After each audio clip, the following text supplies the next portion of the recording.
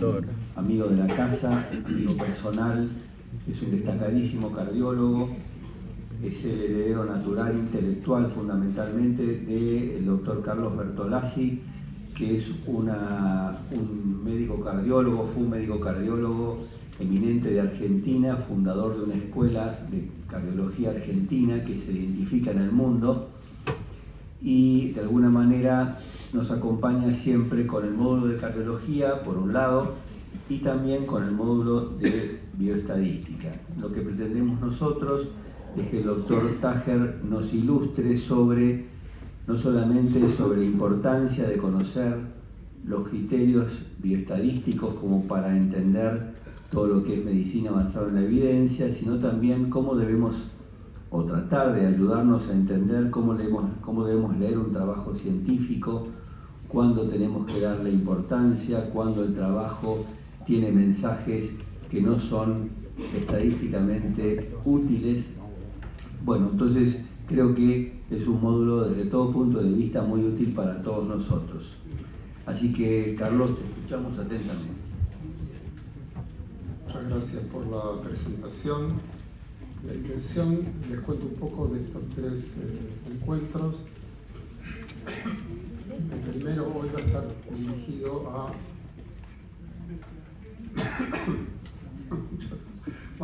va a estar dirigido a repasar un poco la nomenclatura de los ensayos clínicos, qué tipo de ensayos clínicos nosotros consideramos relevantes para basar nuestra práctica para lo que llamamos medicina basada en evidencias.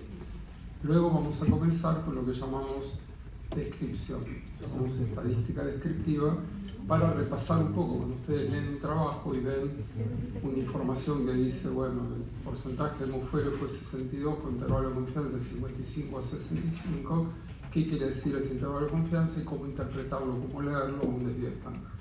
Eso es lo que vamos a hacer en el día de hoy, y al finalizar les voy a mostrar un programa estadístico que les voy a invitar a que ustedes se lo bajen para la semana próxima, que es un programa bastante cordial, bastante friendly para trabajar y muy útil para el análisis estadístico, particularmente para médicos. Es un programa realmente muy agradable. La semana que viene vamos a hacer lo que llamamos análisis comparativo, estadística comparativa, datos cualitativos, hablar de riesgo relativo, el número necesario de tratar, todo lo que se llama medidas del efecto terapéutico. Y la última clase vamos a tomar algunos otros temas de diagnóstico sobre vida y metaanálisis. Esto sería más o menos la idea. Bien. La medicina basada en la evidencia, en la década del 80, nos propuso una reflexión sobre cuáles son los motivos o los fundamentos sobre los cuales nosotros basamos nuestra decisión. Uno de los principios, y que seguramente ustedes, más jóvenes, respetan mucho, es lo que se llama criterio de autoridad. Y cuando yo comencé la residencia, era un poquito así la autoridad. El jefe de servicio era el que decía qué es lo que había que hacer, y no había muchas contrapruebas para refutarlo. No es lo que pasa hoy, que un médico dice, no, hay que operar la carótida, tal, y dice, no, pero doctor, acá hay un trabajo en New England que dice que no, y que dice, bueno, eso era, que había una persona con un New England, era una cosa absolutamente extraordinaria y muy difícil de acceder, ¿no? Por supuesto que no había internet en ese periodo, de tal manera que el criterio de autoridad era un criterio muy importante y que rigió la medicina por varios milenios. Luego estaba lo que llamamos el criterio empírico. ¿Qué sería el criterio empírico? Que se le decía, bueno, doctor, usted que hace 40 años que hace medicina, ¿qué opina usted? Bueno, mi experiencia, yo traté 43 pacientes, a mí me fue bien, etcétera, etcétera. Y se hizo, por ejemplo, que la sangría, que es un método absolutamente inútil, se estuviera practicando durante más de 2000 años, ¿no es cierto? Porque la experiencia de los médicos es una experiencia muy favorable, porque se cobraba la sangría, era lo que se llamaba la prestación. El primer producto de importación en la primera mitad del siglo XIX en Francia eran las sanguijuelas, porque los médicos vivían de las sangrías. Con esto quiero decir que el criterio empírico no es un criterio muy válido, y nosotros mismos tenemos grandes baches en lo que recordamos de nuestra experiencia. Se te pregunta, ¿vos cómo te fue con tal cosa? Uno se acuerda una parte de eso, ¿no es cierto? Nunca se acuerda completo. El otro punto, que es un punto muy fuerte y que fue muy sólido hasta la época de la medicina basada en la evidencia, es el criterio fisiopatológico. Es un criterio todavía en algunas especialidades, en cuidados intensivos, se utiliza. ¿Qué voy a tratar yo? Voy a tratar con una droga que mejore la fisiopatología del problema que yo estoy enfrentando. Lamentablemente es muy poco habitual que conozcamos toda la fisiopatología. Por ejemplo, yo le digo a usted, la arteriosclerosis es una enfermedad inflamatoria, muchas veces te dice. Entonces, me acuerdo una vez en una mesa redonda, un médico me preguntó, dice, doctor, ¿usted en la arteriosclerosis utiliza un solo sistema antiinflamatorio, un doble o un triple antiinflamatorio? Le digo, miren, desconozco cualquier tipo de tratamiento antiinflamatorio para la enfermedad arteriosclerótica, desconozco totalmente, aunque sea una enfermedad inflamatoria, que yo creo que no es, no hay un tratamiento probado en ese sentido. Una cosa es el mecanismo fisiopatológico y otro es la práctica, ¿de acuerdo? Les doy un ejemplo. Nosotros hacíamos esa pregunta y le decíamos, bueno, hay una droga que baja el colesterol LDL un 20%, sube al doble el HDL. Viene un paciente que tiene colesterol HDL bajo y colesterol LDL bajo. ¿Ustedes le darían esa droga? ¿Se entendió mi pregunta? ¿Qué dice usted, doctor? No le daría esa droga. ¿Por qué no le daría esa droga?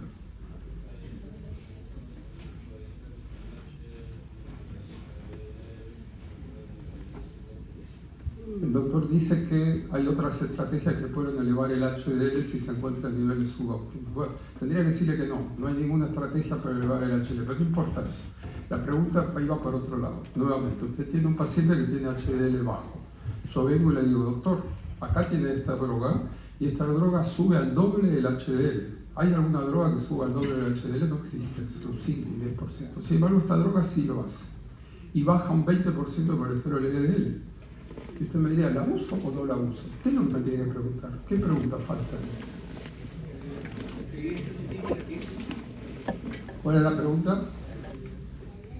La evidencia de que baja. Yo esa evidencia se la muestro. Acá está el trabajo y bajó el HDL y subió estadísticamente significativo. Lo lee. Muy bien. Trabajo perfecto. Baja, sube, todo perfecto. ¿Qué falta? ¿Qué pregunta falta? ¿Cómo evolucionó el paciente? ¿Cómo evolucionó el paciente? Eso, esa es la pregunta que falta. Si es bueno o malo para la salud.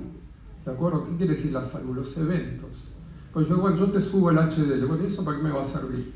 Esa droga, que es el torcetrapib, aumentaba al doble la incidencia de infarto y fue retirada del mercado. Es la droga más potente que aumentaba el HDL. ¿Por qué hacía eso? No tengo la menor idea. Cuando se publicó esa droga, se publicó una editorial en el New England diciendo el HDL. En realidad el HDL son 7 moléculas distintas que interactúan entre sí. Era más complicado que la coagulación. Los cardiólogos pensamos que el HDL era una sola cosa. No teníamos la menor idea de eso. Cuando vimos ese trabajo nos aterrorizamos. Con esto quiero decir que cuando ustedes le vendan algo fisiopatológico, hagan siempre la pregunta que hizo el colega. ¿Cómo evolucionaron los pacientes? La evolución clínica es lo que hace que nosotros tomamos decisiones. Por eso el concepto de medicina basada en la evidencia está mal traducido. No es evidencia, medicina basada en pruebas. ¿Y pruebas de qué? Pruebas de la evolución clínica de los pacientes. Esa es la medicina que nosotros llamamos medicina basada en la evidencia. Luego teníamos lo que había en gran medida en la década de 60-70, ensayos clínicos pequeños. Los ensayos clínicos pequeños tienen una utilidad importante porque uno va aprendiendo y va desarrollando ideas para luego planificar ensayos clínicos de grandes dimensiones. Y en la década del 80 hubo un cambio revolucionario en el pensamiento de la investigación clínica, un trabajo publicado por el grupo de Oxford, Salim Yousuf, Richard Pito, que dijeron, ¿por qué necesitamos estudios de grandes dimensiones para preguntas sencillas? Por ejemplo, en el infarto, ¿es buena o mala la aspirina? Esa pregunta es sencilla. Para poder contestar eso hicieron un estudio de 12.000 pacientes y demostraron que la aspirina baja un 20% de la mortalidad. No baja un 50% de la mortalidad. Hay cosas contadas con los dedos de la mano que bajan un 50%, pero 20 o 30 hay muchas. Entonces, si yo le bajo 20 con una, 20 con otra, 20 con otra, de repente estoy mejorando la evolución. ¿De acuerdo?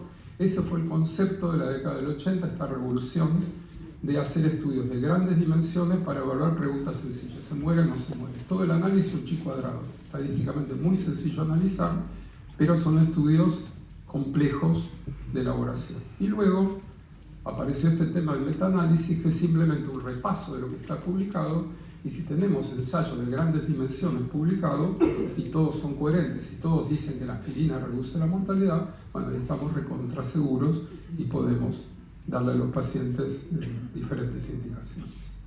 Recuerden este tema, nosotros publicamos un libro que se llama Cardiología basada en la evidencia, pero quizá la mejor traducción sería esta basada en pruebas, pero no se usa en la práctica.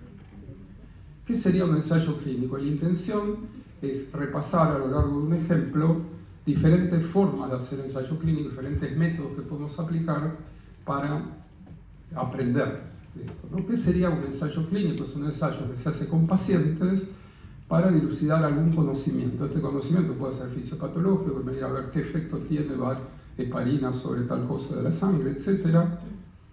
O puede ser diagnóstico, o puede ser análisis evolutivo, o puede ser evaluar un tratamiento. Cualquier cosa que yo quiera evaluar en pacientes, tengo que configurar un ensayo clínico. Esa muestra a mí me va a servir para después aplicar a futuros pacientes un tratamiento, un diagnóstico, un criterio mejor que el que tengo en este momento. Bien. ¿Cómo se genera un ensayo clínico? En general, las ideas de un ensayo clínico caben en una servilleta. Bien. Caben en una cosa chiquita. ¿Qué querés investigar? Por ejemplo, ¿la aspirina es buena o mala para la mortalidad del infarto? ¿Reduce la aspirina la mortalidad del infarto? Una pregunta muy sencilla. Yo puedo hacer que mi pregunta sea más compleja, puede tener 3 renglones. O si usted tiene una pregunta de 40 renglones, son filósofos, ¿de acuerdo? No son investigadores clínicos. Así que tiene que ser cortita la pregunta necesariamente. Después está lo que llamo ocurrencia. Yo ayer me estaba bañando y se me ocurrió que yo podía probar una glifazona en la persona que tiene una artritis reumatoidea, cualquier cosa. ¿Bien? ¿Cómo transformo una ocurrencia en una idea? Eso se me ocurrió. Y entonces me dice, a mí ya se me ocurrió eso. Sí, pero ¿qué hiciste con lo que se te ocurrió? Para transformar una ocurrencia en una idea hay que sentarse y estudiar la bibliografía, a ver si alguno lo inventó antes, si a alguno se le ocurrió, qué pasó, si alguien hizo algo, meterse en clinical trial, a ver si alguien investigando, etc. Y sobre la base de eso, entonces ustedes maduran esa idea y se transforman en una pregunta de investigación. El título y el objetivo de un trabajo es 4 renglones. De ahí, si ustedes quieren hacer el propósito del estudio, puede ser 1 o 2 hojas y lo pueden madurar. Y luego, cuando hacen el diseño para dar el protocolo, puede llevar decenas de hojas, puede llevar centenares de hojas en protocolos grandes y con muchas rigurosidades. Y después hay que tirarse la pileta y hacer el estudio. Hay diferentes tipos de estudios, esto es un poco lo que quiero repasar con ustedes. Cuando ustedes se enfrentan a pacientes, tienen 2 alternativas: observarlos o intervenir. Los estudios que solo observan son los llamados estudios observacionales. Si usted me dirá, bueno, pero ya el solo hecho de observar a una persona implica que no es exactamente lo mismo que si no lo observan. Es cierto eso, pero esa es la limitación. Mientras que los estudios experimentales son estudios que cambian algo para ver qué efecto tiene. Es decir, si yo a un paciente le doy un remedio que no está tomando, ese es un estudio experimental. Si yo observo lo que el paciente está tomando, es un estudio observacional. Bien. Cuando ustedes se enfrentan desarrollo de ensayos clínicos, se usa mucho este tipo de palabras que dice acá, prospectivo y retrospectivo. Prospectivo y retrospectivo pueden ser muchas cosas, ¿cierto? Uno puede ser la recolección de datos. Recolección de datos es, yo nos sentamos y dice, mira, vamos a hacer lo siguiente, los próximos 200 pacientes vamos a llevar una ficha sistemática, vamos a anotar todos los datos, lo vamos a cargar en la computadora y después vamos a analizarlo. Eso es lo que se llama una recolección prospectiva de datos. ¿Qué sería una retrospectiva? Lo que hacemos habitualmente. Faltan 10 días para el congreso y anda a revisar 40 historias clínicas, a ver qué le pasó a los pacientes con tal cosa. Uno va, falta la edad, falta el sexo, falta la glucemia, falta la... Es decir, que es un malabarismo muy difícil. De tal manera que tenemos que tratar de registrar los datos prospectivamente. También a veces se utiliza la palabra prospectivo o retrospectivo para un análisis. Ustedes hacen una investigación, dicen, yo voy a investigar si es buena la aspirina para el infarto. Pero cuando termina el estudio, después se dice, pero acá una cosa distinta, porque los pacientes diabéticos pasó esto y que no lo sabían. Eso sería un análisis retrospectivo. Si es prospectiva la hipótesis, eso confirma o rechaza. Si es retrospectiva, es simplemente algo para evaluar en futuros trabajos, ¿no? Eso genera una nueva hipótesis. En general, todos los ensayos, tanto observacionales como de experimentación, tienen lo que llaman puntos finales o variables de valoración o variables de resultado. Es decir, a qué le van a apostar ustedes para evaluar lo que quieran evaluar. Por ejemplo, quieren hacer estudio observacional, ¿cuál es la tasa de fumadores en alumnos del curso de la Asociación Médica Argentina Clínicamente? Supongamos que usted está hoy y me interesaría saber cuántos de ustedes fuman y cuánto fuman. ¿Cómo podría hacer ese estudio? Bueno, le presento una encuesta anónima y ustedes llenan la encuesta y yo me entero que lo que ustedes, si es que fuman o no. El criterio mío ahí sería fumadores versus no fumadores, eso es lo que me interesa a mí de este estudio. Bien. Se utiliza como nomenclatura, esto es el punto final o puntos finales secundarios o eventos secundarios. Supongamos en este mismo estudio, yo después podría cortar lo que ustedes, si consumen o consumen tabaco, de acuerdo a la edad, de acuerdo a la universidad donde se formaron, de acuerdo a cualquier cosa que a mí se me ocurra. Vamos ahora a diferentes diseños de ensayos clínicos. De los ensayos clínicos observacionales, yo recién les planteé uno que es un relevamiento de tabaquistas en alumnos. Ese es un ensayo que se llama de corte transversal o cross-sectional. ¿Por qué? Porque yo les doy a ustedes una encuesta, ustedes la contestan y se terminó el estudio. ¿De acuerdo? Simplemente un solo encuentro con ustedes y con eso termino. Entonces, por ejemplo, sería evolución intrahospitalaria de las neumonías. Bueno, solo una internación, yo me fijo qué pasó en la internación y hago un informe. Otra cosa distinta es, supongamos, que yo quisiera analizar si a lo largo de 2 años de evolución del curso se modifica la tasa de tabaquismo en ustedes. ¿De acuerdo? Entonces, ¿qué tendría que hacer? Eso sería lo que llamo un estudio de cohorte, un estudio de seguimiento. Uno es un estudio de corte transversal, ¿sí? Un relevamiento. El otro es un estudio de seguimiento. ¿Qué haría? Les propongo a ustedes hacer un estudio, que todos llenen una ficha y dentro de 6 meses les pido otro estudio y dentro de 6 meses otra vez y al final de todo les pido otra encuesta para ver si hubo alguna modificación. Yo estoy haciendo una cohorte de seguimiento.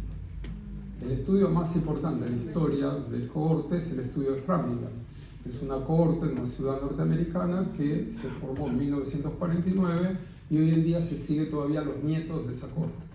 ¿De acuerdo? Entonces, esa fue la cohorte que descubrió los factores de riesgo. ¿Qué hicieron ellos? Lo siguieron a lo largo del tiempo y vieron que había gente que se infartaba, gente que tenía ACV. Se fijaron esos que tenían ACV, qué antecedentes tenían. Y vieron que tenían más colesterol, que tenían más presión, que eran más fumadores. Y eso llevó en la década del 60 al descubrimiento de los llamados factores de riesgo cardiovascular, que hoy en día es algo totalmente común y tradicional. Bien. Estudios de corte transversal, relevamiento, estudios de seguimiento longitudinales o de corte. A veces nosotros podemos hacer cortes transversales que nos dan una inferencia longitudinal. Por ejemplo, si yo quiero saber si la tasa de infecciones intrahospitalarias va cambiando con el correr del tiempo, yo hago un estudio en el año 2000, otro en el 2001, otro en el 2002, pero no son los mismos pacientes, no es una cohorte. Son estudios de corte transversal, 3 estudios de corte transversal a lo largo del tiempo. ¿Me sigue la nomenclatura o estoy haciendo mucho lío? ¿Sí?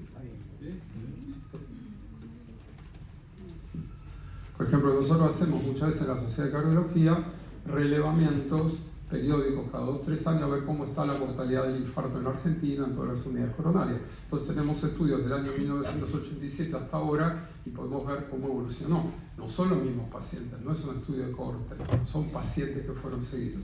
Son diferentes relevamientos a lo largo del tiempo. Bien. Entonces yo voy a tratar de discutir con ustedes cómo transformar una idea en una pregunta de investigación. Y yo les diría, tengo una pregunta, digamos, ¿no? Ustedes vieron cuando fue el tema de la pandemia, teníamos el tema de la vitamina D. ¿Es importante la vitamina D o no para prevenir COVID, para mejorar la evolución del COVID, para que no se infecte? ¿Se acuerdan de esa etapa? Estábamos todos tomando que sí, que no, la vitamina D. Entonces, yo diría como forma general, diría si existe una interacción entre los niveles de vitamina D y la posibilidad de enfermarse o complicarse por COVID-19. Esta forma de hacer la pregunta no define un trabajo. Yo con esto no tengo la definición de trabajo, pero voy a tratar de aplicar esta pregunta a diferentes formas, a diferentes diseños de trabajo, a ver si lo puedo resolver. Estos son los tres tipos de estudios que hay observacionales. Estudios de casos y controles, estudios de cohorte que les comenté recién, seguimiento longitudinal, y estudios de cohorte transversal. ¿Qué sería un estudio de casos y controles?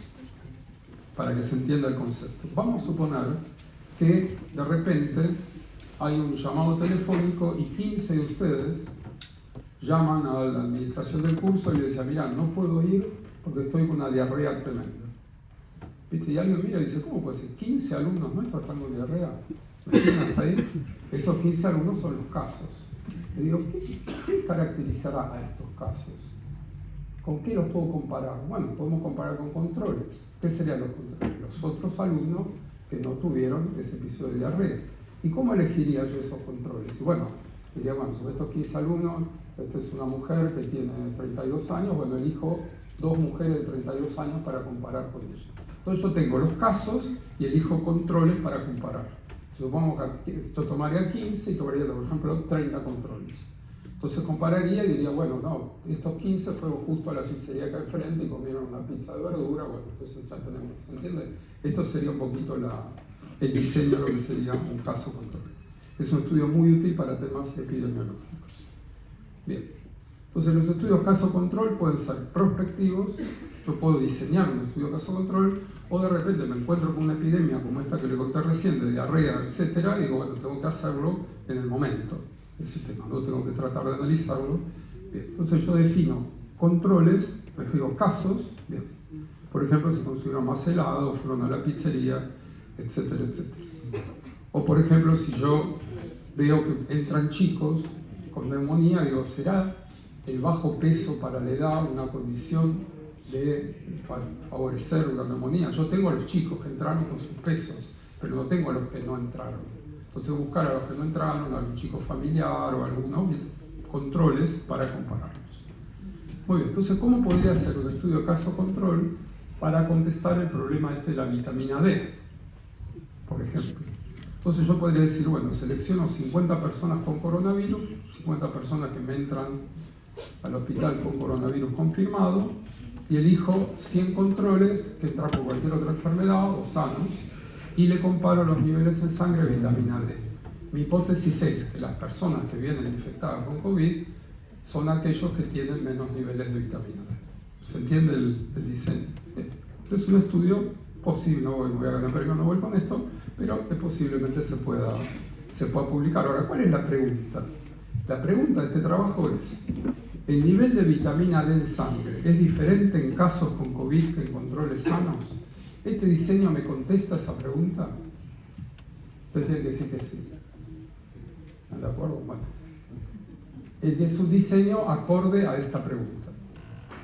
Más que esto, no. Usted me va a decir, bueno, che, pero el nivel puede ser diferente, pero puede ser por cualquier motivo. Por ahí el COVID le baja el nivel de vitamina D, o por ahí hay gente que ya está desnutrida, tiene otros motivos, factores, etcétera, etcétera. Está bien. Yo simplemente lo que quiero ver, porque si de repente con lo que yo veo el nivel de vitamina D es igual en los que entraron con COVID que en el resto, entonces ya no me parece que esa hipótesis sea tan importante.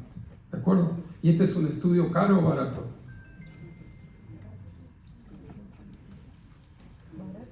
¿Caro? No, barato. Ya uno no sabe lo que es caro o barato, este es barato.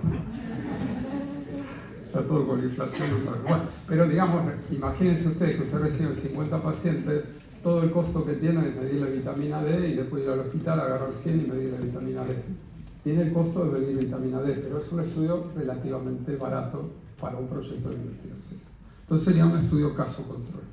Y es un estudio factible, posible de hacer. Bien. Cuando ustedes leen un estudio, siempre tienen que analizar si tiene lo que se llama sesgos.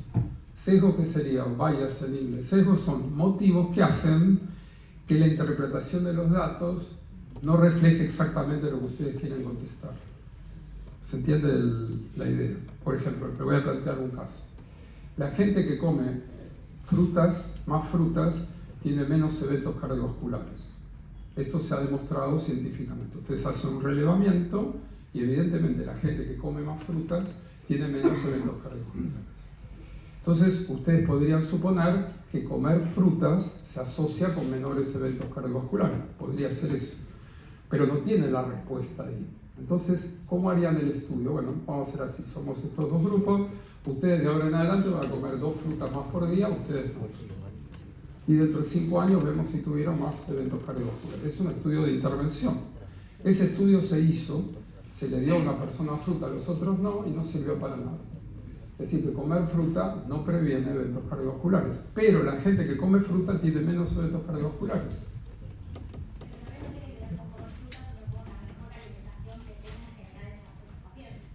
¿Por qué el hecho de comer fruta es una mejor alimentación? No dije eso. ¿Dijo eso? No. Quiero decir que tal vez no es comer fruta, sino no comer grasa, tomar más agua. Bueno, esa es una hipótesis. Podría ser que el hecho de comer fruta se asocie a alguna otra cosa que no tiene nada que ver con el hecho de comer fruta, pero que lo explica. Una posibilidad sería que tiene una dieta diferente. Usted diría, bueno, pero por ahí la gente que come fruta es porque tiene un espíritu más deportivo, entonces hace más deporte. O por, bueno, todos esos son sesgos que hacen que la relación entre fruta y riesgo cardiovascular. Lo que se ha demostrado hasta ahora es que la gente que come fruta es más rica. Y la gente que tiene más dinero se enferma menos de enfermedades cardiovasculares. La enfermedad cardiovascular está nítidamente relacionada con el nivel socioeconómico. Entonces eso se ha visto, por eso no es que si vos comes fruta vas a perder niveles cardiovasculares, pero si sos más ricos vas a tener menos riesgo cardiovascular. Bien, ¿estamos de acuerdo hasta ahí? Bien. Entonces, esto es lo que digo que son sesgos de confusión, que se llaman para interpretar los fenómenos. Bien. Hasta acá ya hicimos un estudio de casos y controles para COVID. Tomamos un grupo de pacientes con COVID, le pedimos la vitamina D, lo comparamos con grupos controles. Pero nos quedamos ahí con una duda, porque no hubo tanta diferencia. Vamos a hacer un estudio más lindo. Vamos a hacer un estudio de cohorte.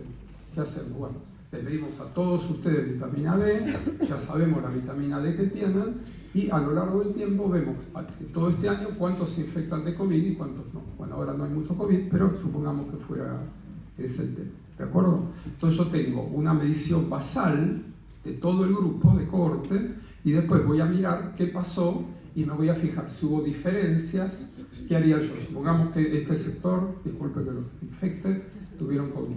Entonces yo le veo qué valores de vitamina D tuvo este grupo y lo comparo con el resto. ¿De acuerdo? Tengo que hacer análisis multivariados, etcétera, pero básicamente es eso. ¿Se entendió el diseño del estudio de cohorte? Tomo una población y la sigo a lo largo del tiempo para ver qué efecto tiene esa pregunta que yo me hago respecto a cómo sería la pregunta. ¿No? Por ejemplo, en este caso, 1000 personas sanas o todo el grupo. Bien. La pregunta que se formula es un poco diferente. Digo, ¿el nivel de vitamina D en sangre puede asociarse con la posibilidad de enfermar gravemente por COVID? Si es que mi punto final va a ser el COVID grave, supongamos. O podría ser COVID, depende de lo que yo decida. Este sería lo que llamo un estudio de cohorte. ¿Hasta acá vamos bien? Ya hicimos un estudio caso control, hicimos un estudio de cohorte. Bien. También puedo hacer un estudio de lo que se llama el corte transversal, un estudio en un solo encuentro. Bien. Entonces yo podría hacer lo que es enfermedades infecciosas, agarrar todas las infecciones que me da al hospital, le miro vitamina D y comparo los infectados versus los no infectados. Ya no busco controles, tengo todos los infectados.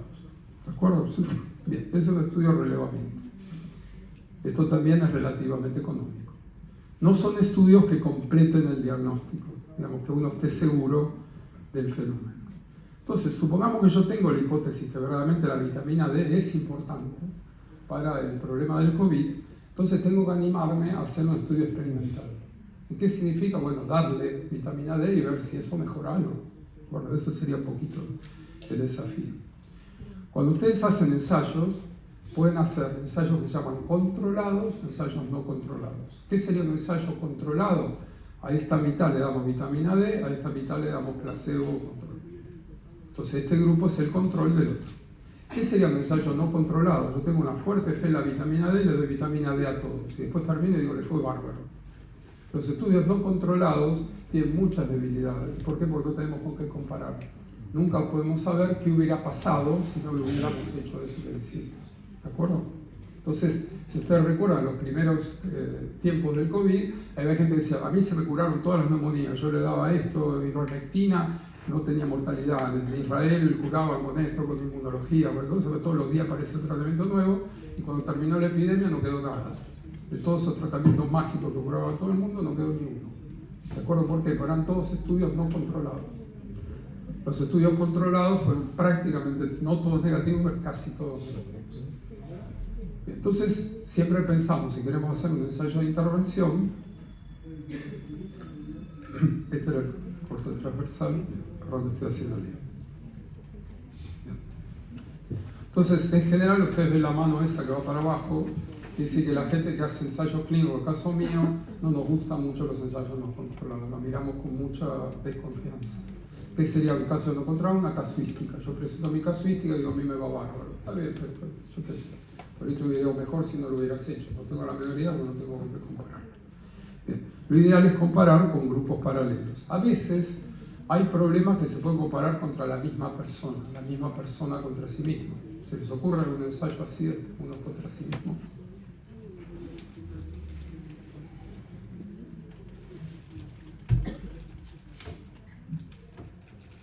Digamos, vamos a hacer un experimento. Supongamos que yo tengo insomnio.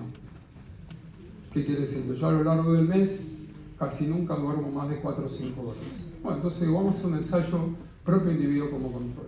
Yo te voy a dar este mes este tratamiento, vos vas a notar qué te pasó, y el mes que viene te voy a dar otro tratamiento. Y después voy a comparar a lo largo los 2 tratamientos en vos mismo. Eso tiene una ventaja, por supuesto, no pueden hacer eso en una neumonía intrahospitalaria, porque no es un cuadro estable. Si no se cura o se muere, no sirve para la segunda etapa. Pero en problemas estables, puede ser insomnio, polaquiuria nocturna, disfunción sexual, etcétera, cosas que en el tiempo más o menos son estables, entonces pueden comparar diferentes tipos de tratamiento en la misma persona. Eso tiene utilidad porque la persona tiene una preferencia, este me cayó bien, este me cayó mal, y ese aspecto puede ser muy relevante. Pero en este caso que estamos analizando no es aplicable. ¿Bien? Entonces, este sería un ensayo no controlado con vitamina D. Le doy vitamina D a todos los pacientes y no fue así o no fue así. Y lo comparo y bueno, en el otro hospital le dieron otra cosa. Bien. ¿Qué sería un ensayo controlado? Yo le administro vitamina D a un grupo y le doy placebo al otro grupo. Y nos dio determinados resultados.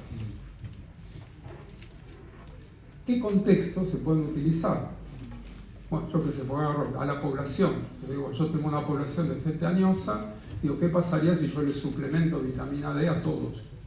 Bien, a la mitad sí, a la mitad no. Esto sería para prevenir la enfermedad. Gente sana, gente con mayor riesgo, gente con bajo nivel de vitamina D. Tengo que elegir quiénes para hacer esta investigación. O puedo hacer un estudio para evitar que se agrave. ¿Qué sería? ¿Perdón? ¿Alguna pregunta? No, disculpe, no sé si había una pregunta. Bien. Entonces digo, tomo pacientes con COVID no complicado y le doy vitamina D y veo si se complican o no se complican comparado con placebo. O si tengo pacientes que entran y están graves, le puedo dar vitamina D para ver si mejora la gravedad o previene la muerte. ¿Me siguen estos diseños de ensayos? ¿Se han hecho estos ensayos en la época del COVID? Algunos se han hecho. Bien. ¿Cómo se asigna el tratamiento? Los tratamientos en general conviene hacerlos en forma aleatoria. Aleatoria significa que se sortea qué tratamiento le va a tocar a cada uno. La palabra aleatoria viene de la alea, dado, de una especie de dado que tenían los romanos. Bien. Hay ensayos que se llaman no randomizados, ensayos de preferencia, que sería, a usted le toca cirugía o tratamiento médico. ¿A usted qué le gustaría? A mí tratamiento médico. Bueno, usted va a tratamiento médico. ¿A usted qué le gustaría? A mí cirugía. Usted va a cirugía. Eso se llama diseño de preferencia, no se usa. No hay ningún método de tratamiento que haya sido patentado por diseños de preferencia. Así que todos los ensayos que se hacen, que dan patentamiento, son ensayos aleatorios, ¿no? Donde la distribución del tratamiento no es seleccionada. Eso tiene mucho sentido, pero podemos charlar. Bien. Está el dedo para abajo. Bien. Muy bien. Cuando ustedes hacen un ensayo, ustedes pueden tener dos objetivos diferentes. Y esto creo que es un punto crítico para contestar la primera pregunta que yo les hice, si le darían a un paciente que le sube el HDL o le baje el LDL. Una cosa es un estudio fisiopatológico. Por ejemplo, yo digo, hicimos un estudio y con esta droga le bajamos la glucemia, y al bajar la glucemia le mejoró el síndrome metabólico, y le mejoró el metabolismo de los triglicéridos, y le bajó la LPA, etcétera, etcétera. Y me van a hacer la pregunta, ¿y a los pacientes les fue mejor o les fue peor? ¿O solamente es un estudio? ¿Se entiende? Puede ser que mi estudio sea solamente fisiopatológico, porque quiero ver cómo es la fisiopatología. ¿Qué sería lo contrario al fisiopatológico? Pragmático. ¿Pragmático qué quiere decir? Que si yo le doy aspirina a un paciente con infarto, en la primera hora, 100 miligramos de aspirina, comparo 6.000 contra 6.000, ¿esto se muere menos? En ese contexto siempre va a pasar eso. ¿Por qué? Porque es pragmático. Ahora me pregunté, ¿por qué la aspirina baja la mortalidad de infarto? No tengo la menor idea. ¿De acuerdo? Pero la realidad es que baja. Tengo 10.000 explicaciones, pero exactamente la explicación no la tengo. ¿Se entiende la diferencia entre estudio fisiopatológico y estudio pragmático? ¿Sí? Le voy a dar un ejemplo de un estudio. A ver qué piensa usted si es fisiopatológico o traumático. En la Edad Media, los caballeros competían en esas batallas de lanzas, ¿de acuerdo? Cuando el caballero era herido por la lanza, esa herida por la lanza muchas veces le traía graves complicaciones. Entonces, había todo un grupo de personas que consideraba que ese motivo, ese tema de malo que le pasaba al tipo, era porque había un espíritu maligno que estaba en la herida donde se había punzado con un pedazo. Entonces, ¿qué hacían? Le ponían estiércol en la herida para dañar al espíritu maligno. ¿Hasta ahí vamos bien? Había otro grupo que dijo, no, a mí me parece que el espíritu maligno no está en la herida, está en la lanza. Entonces, ¿qué hicieron? Le pusieron estiércol a la lanza. ¿Qué grupo le fue mejor? Bueno, ustedes supondrán que le fue mejor al que le pusieron estiércol a la lanza, yo también. Si ustedes reprodujeran ese mismo estudio hoy en día, daría exactamente el mismo resultado. Es un estudio pragmático. El mecanismo por el cual ellos pensaban que hacía eso era un problema de espíritus, de malignidades, era fisiopatológico el pensamiento, pero la conclusión es pragmática, pasaría lo mismo hoy en día. ¿Se entiende la diferencia entre fisiopatológico y pragmático? Pragmático es, si yo hago eso va a ocurrir esta consecuencia. Yo sé que si yo doy tal medicamento, estatina, después de un infarto, reduce la mortalidad. Perfecto, me dice, bueno, eso porque baja el colesterol, sí, también, pero mejora esto, mejora el otro, baja el otro, está bien, baja la mortalidad. Eso es pragmático. ¿Me siguieron del...? No lo hagan el experimento de ese. Bien. Entonces, podemos hacer un estudio de vitamina D en forma randomizada y controlada. Vamos a suponer que yo tomo un grupo de pacientes, le doy vitamina D y veo qué pasa con la actividad inflamatoria, con el nivel de oxígeno, con los leucocitos, con yo qué sé, todo lo que sea. Eso sería un estudio fisiopatológico. Puede ser muy útil. Si yo evalúo eventos, si el paciente se interna, se complica, se muere, eso es un estudio pragmático. Pues yo te puedo decir, nada, la vitamina D mejoró el metabolismo del inmuno no sé qué, la IgG, la IgA, la jajaja, pero ¿qué le pasó al paciente? Eso es pragmático. Yo puedo diseñar estos dos tipos de estudios. Bien. ¿Quedó claro esto en el diseño? ¿Sí? Estamos evaluando un problema, como es el caso de la vitamina D. Ustedes, les comenté recién si los estudios son pragmáticos o fisiopatológicos, es un concepto muy importante, muy básico en la lectura de un ensayo. Y después ustedes tienen que analizar, cuando lean un ensayo, si los resultados del estudio son válidos, si son relevantes y son aplicables. La validez de un trabajo se utilizan dos términos, lo que se llama validez interna y validez externa. Validez interna significa que el trabajo está bien hecho. Quiere decir que están bien incluidos los pacientes, el trabajo es riguroso, estuvo todo bien, la estadística estuvo bien, los criterios estuvieron bien. Ustedes leen el trabajo y dicen, este trabajo es fantástico. Eso es validez interna. ¿Qué es validez externa? Validez externa es si esos resultados pueden ser aplicables a mis pacientes. ¿Qué quiere decir esto? Supongamos que, les cuento un caso, se hizo un estudio en Suecia en el cual tomaban pacientes con síndrome coronario agudo sin elevación del ST y los derivaban a algunos de ellos a cirugía cardiovascular. Y ellos observaron que el tratamiento con cirugía cardiovascular tenía muy buenos resultados en esos pacientes. Entonces un médico argentino le preguntó, discúlpeme, le dice, usted está mostrando ahí que la mortalidad quirúrgica es 1,5%. Y en la Argentina, en ese momento, la mortalidad quirúrgica de un síndrome coronario agudo era 15%. ¿Vamos? Entonces el sueco le contestó, mire, la verdad que esa es la mortalidad quirúrgica de todos los hospitales de Suecia. Bien, ese estudio era válido, pero era válido para Suecia, no era válido para la Argentina en ese momento. No tenía validez externa, yo no podía aplicar ese resultado a mis pacientes, porque sí, tengo el paciente y digo, anda, óperate a Suecia, ¿de acuerdo? Pero no lo podía operar aquí, no era aplicable. Eso es lo que se llama validez externa. Este tipo de resultados, si ustedes ven un ensayo que tiene una complejidad extraordinaria, que necesita 200 enfermeras, que necesita un aparato de control, etc., y dice, bueno, yo no tengo eso, no lo puedo aplicar. Es inaplicable en mi contexto. Eso es lo que se llama validez externa. Entonces muchas veces van a ver los editoriales que dicen, este es un estudio muy bien hecho, pero tiene escasa validez externa porque es casi imposible lograr esto sin todas estas condiciones o toda esta riqueza o todo lo que fuera. ¿No? Bien, entonces esto sería validez interna si el trabajo está bien hecho y validez externa si yo puedo extender estas conclusiones a pacientes con esta patología en otros contextos, en otras culturas, en otro tipo de hospitales. ¿Sí?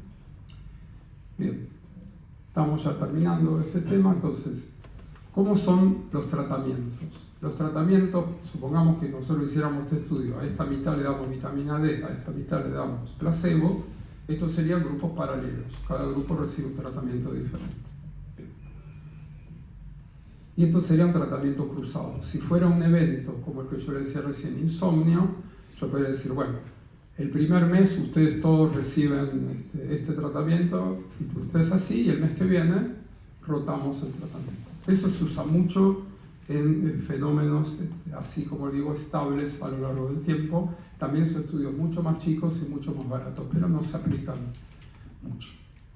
Hay otro diseño, que es lo que se llama diseño factorial. ¿Qué sería diseño factorial? Supongamos que yo consigo un laboratorio que me paga una droga para la coagulación, para hacer la investigación. Pero a mí me interesa investigar también la vitamina D en ese contexto, pero nadie me pone la guita para la vitamina D. Entonces yo invento un estudio factorial. ¿Cómo sería el estudio factorial? Perdón. Este grupo recibiría la droga esta de investigación, supongamos fuera la Pixaban. Este grupo recibiría placebo. Esa es la primera parte, el primer diseño del estudio. Y después yo divido la primera mitad para abajo, de la cual va a haber, la mitad va a recibir apixaban, la mitad placebo, le voy a dar vitamina D, y la mitad de atrás le voy a dar placebo. Entonces van a quedar 4 grupos. Apixaban, vitamina D, apixaban, placebo, vitamina D, placebo, nada, placebo, ¿de acuerdo? ¿Cómo se analiza ese estudio? Se analiza vitamina D contra placebo, se analiza apixaban versus placebo. Son como 2 estudios en uno. ¿Se entiende lo que es un diseño factorial? ¿De acuerdo? Por ejemplo, el estudio ISIS-2 fue un estudio factorial aspirina, streptokinasa, y observaron que la streptokinasa bajaba la mortalidad, mitad, la aspirina bajaba también la mortalidad. El grupo con más baja mortalidad fue el que combinó aspirina con streptokinasa en ese momento. Entonces sería el diseño, lo que se llama estudio factorial. Digo esto porque van a leer ustedes estudios de diseño factorial. Factorial se pueden hacer más grupos también. 2x2, pero hay estudios de 2x3, etc. Simplemente ir dividiendo a las poblaciones.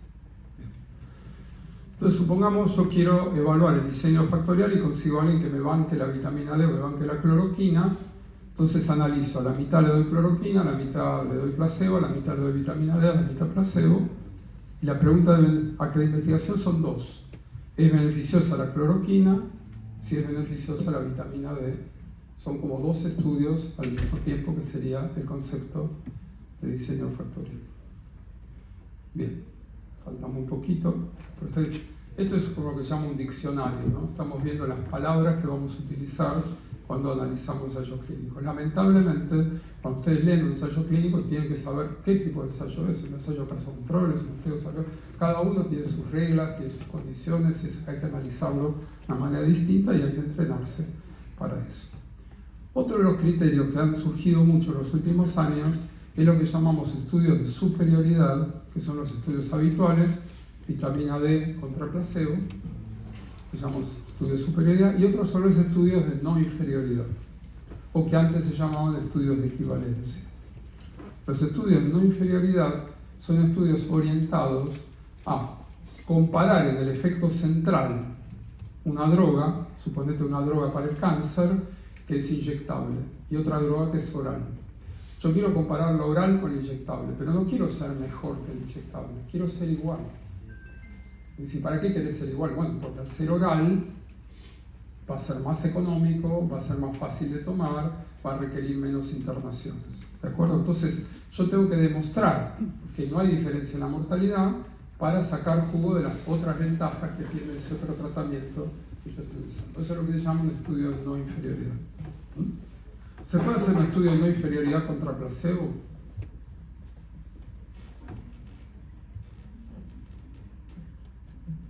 ¿Qué cara, qué gesto? También, sí.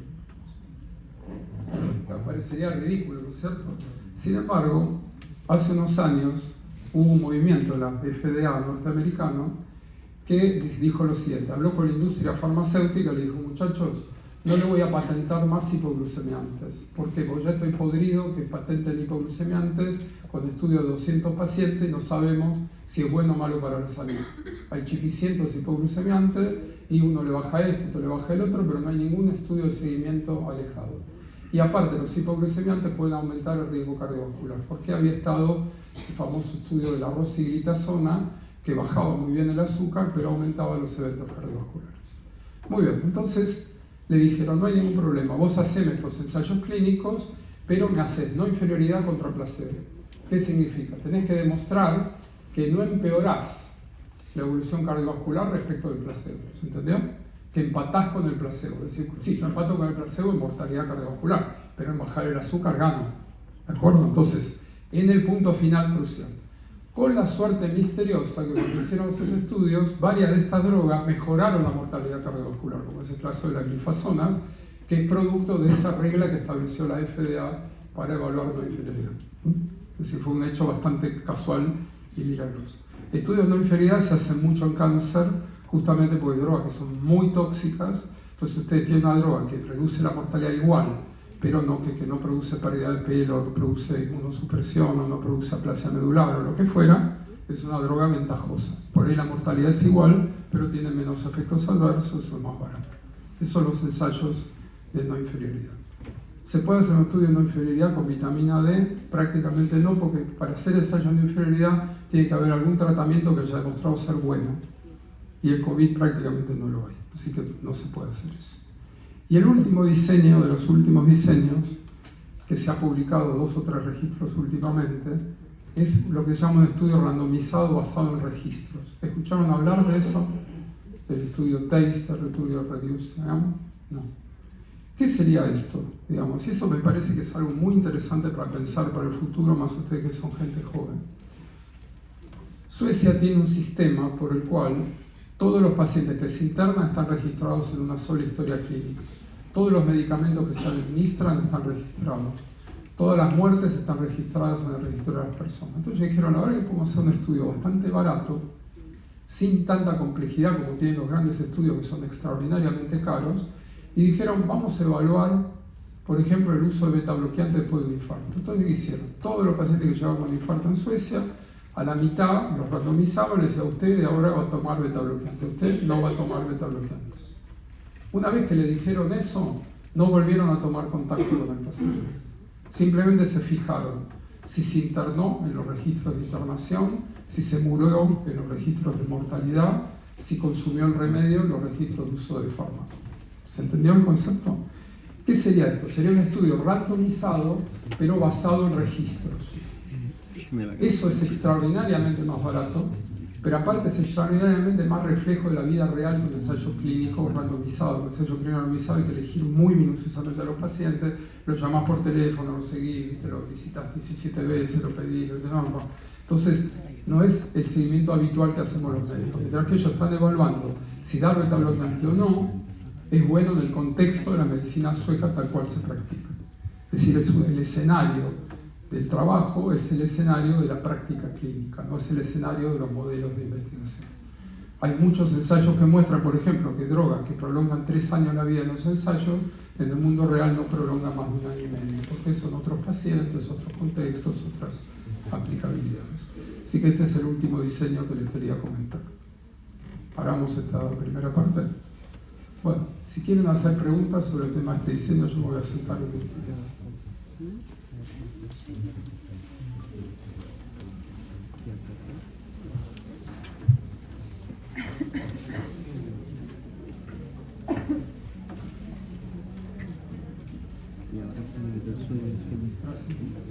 Bueno, preguntas sobre este tema de diseño de ensayos.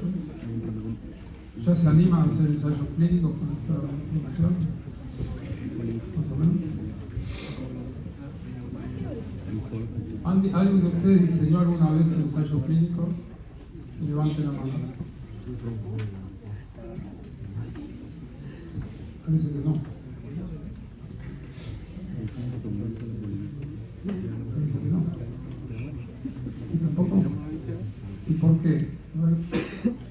¿Cuál sería el motivo por el cual ustedes nunca han diseñado un ensayo clínico? ¿Alguien puede contestar eso?